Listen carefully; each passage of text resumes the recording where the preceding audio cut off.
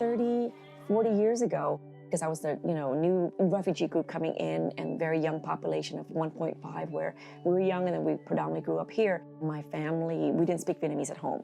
A big reason for that is they believed that if there were too many languages spoken at home, then I wouldn't be good at any of them, and they really were interested in having me succeed in the US and having English be my primary language, and I would be fluent in that language.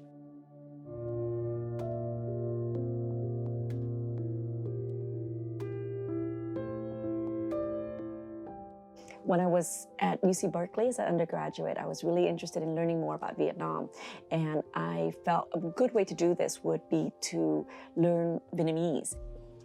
The campus itself had a really strong Vietnamese American presence, but there was no Vietnamese language, even though it was something that so many of my peers at Berkeley felt they wanted as well. There's very qualified individuals in Vietnam with the highest degrees to really research and teach Vietnamese language. But in the diaspora, what's happened is those who left Vietnam, who had that kind of degree, were a handful or less, right, around the world. There was not that training, there was not that community, there was not the studies for them to support that in the United States. So I led the movement to eventually have a course on campus. It took 3 years because to make an argument for it to be part of the curriculum, find funding for it required a lot of advocacy work and a lot of organizing and bringing together people to really buy into this idea. There is this belief that only a few obscure Southeast Asian languages could be had at one time. Like, we can't have Thai and, and Indonesian and Vietnamese and Tagalog, that's like way too much representation, right? When their efforts to pit us against each other took place, we already knew the game and we're like, no, we're not gonna fall for it. We're gonna work together to have these languages there. So when I started at UC Davis, the same thing happened. Vietnamese students, were interested in having Vietnamese language on campus, and they asked me to assist them.